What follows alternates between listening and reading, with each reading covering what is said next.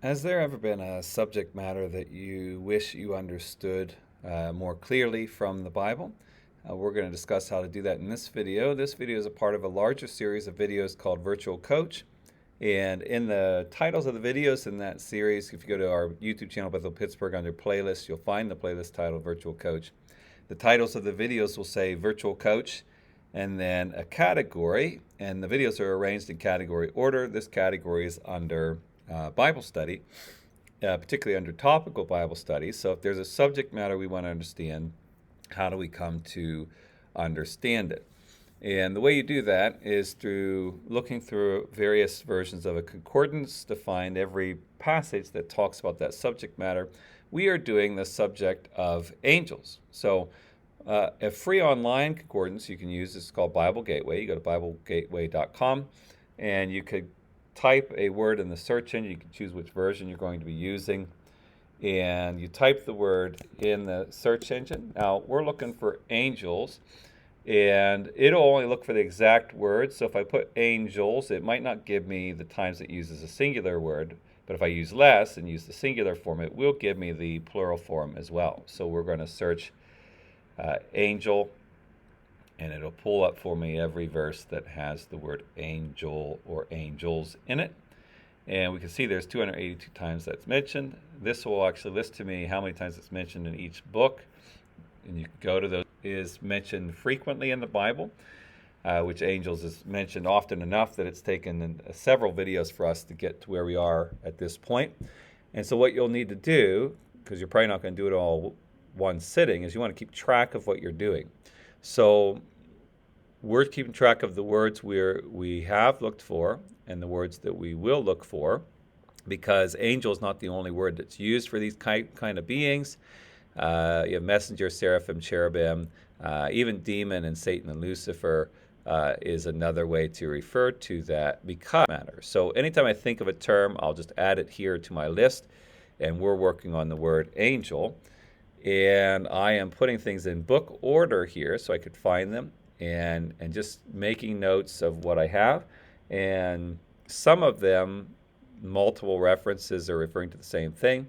I might not always remember, because as the list gets longer, I might not always remember when I come back to it if I've covered a subject matter or not. So there might be some redundancies that will resolve down the road. But for now, we're just trying to compile best we can clusters of ideas, concepts about angels here.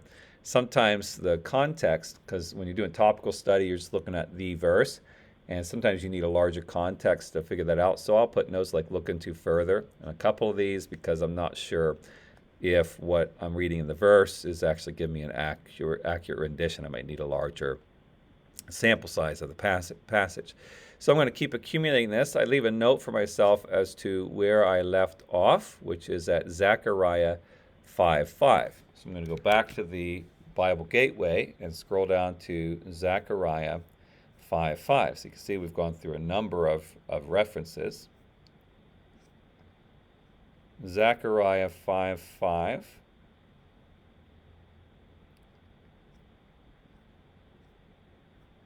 Here we are, Zechariah 5:5. I'm just going to read what it shows me here and see if I can get a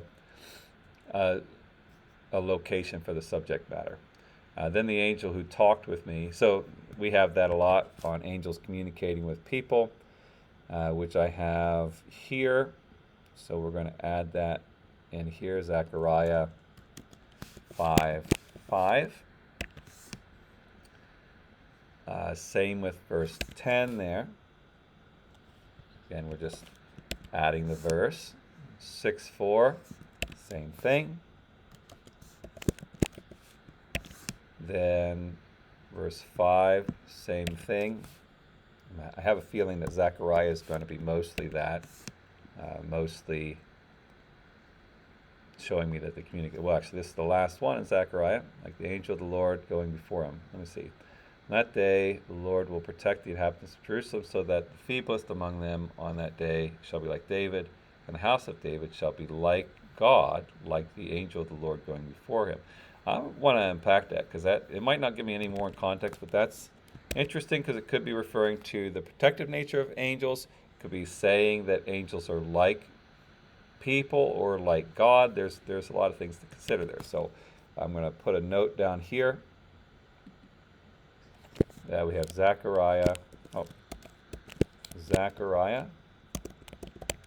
12, verse 8. And I'm not even going to categorize it. I'm just going to say look into further.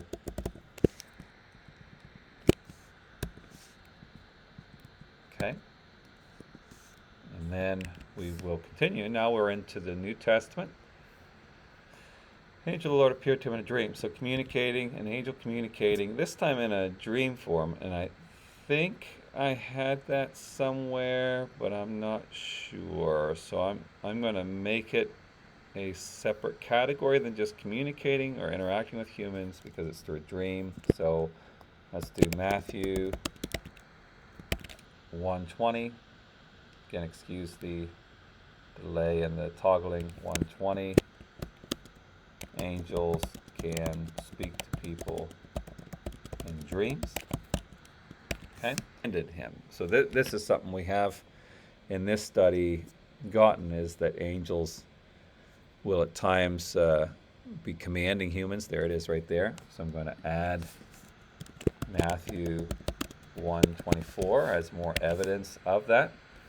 2:13, an angel of the Lord appeared to Joseph in a dream. So that's going to be that same concept of an angel speaking to you in a dream. And that's 2 verse 13.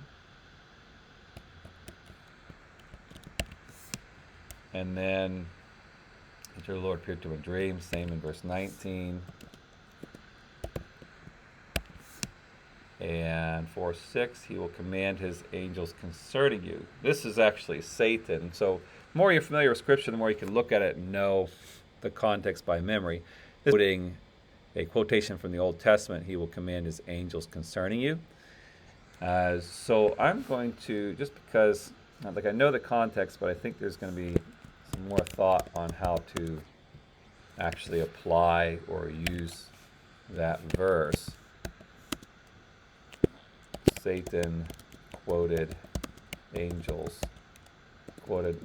Old Testament, that angels would be a source of protection. And we're going to once again say look into further. Okay? Then Matthew 4:11, after the temptation, angels came and ministered to him. I'm not sure if I have that behavior yet, but I'm going to put it here. Like I said, once we've accumulated everything, we'll go back and organize everything and catch the redundancies and get things even more organized. And eventually what we will do is pull this together in an outline form, and we'll have a clear understanding of angels based on that, a biblical understanding of angels. So angels minister to people. Then 13:39, the harvest is the end of the age and the reapers are the angels. So the angels are going to be involved in gathering the people at the judgment. 13:39.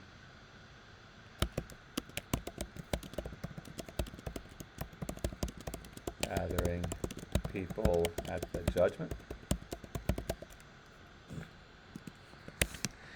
Then the Son of Man will send his angels and they will gather. That's the same thing. That's verse 41. So we'll just add that to this. 39, same thing here. You'll get a lot of passages like that where in the same passage it's talking about the same thing, but it's saying it over a few different verses. 16:27, Son of Man is going to come with his angels. I might put that in a separate scenario, even though it's similar. 16:27. When Jesus returns, angels will be with him. Okay. Then 18:10, see that you do not despise, for their angels always see their face. This one is an interesting one because people will use this as guardian angels, as if it's like they're specifically assigned angel, and that's possible. So we're going to note that here, 18:10. Possibly guardian angels, or angels are watching. I think that's evident throughout what we've seen in these passages, is that angels are very aware of human activity and present within human activity. For in the but are like angels, will be able to get through those other words a lot more quickly than the word angel. But we're near the end of Matthew. Kind of go through Mark quickly. Luke will have a lot. We'll get through John quickly. Acts will have a lot. And the epistles, actually, surprisingly, don't mention them a lot until you get to Hebrews, and then we'll fly all the way down to Revelation, where Revelation refers to them a lot. So hope this is helpful to you. If you have any questions, just leave that in the comments below. I'd be glad to answer them. Or if you would like to grow in your faith in person and you live in the Pittsburgh, Pennsylvania area, we would love for you to join us. We are Bethel Assembly of God at 2501 Staten Street. We meet Wednesdays at 6:30 p.m. and Sundays at 10 a.m. Or if you can't join us in person, you're always welcome to join us via live streaming. Go to our YouTube channel, Bethel Pittsburgh, and we stream our Sunday services live at 10 a.m. We hope to see you at either place, but may God richly bless you.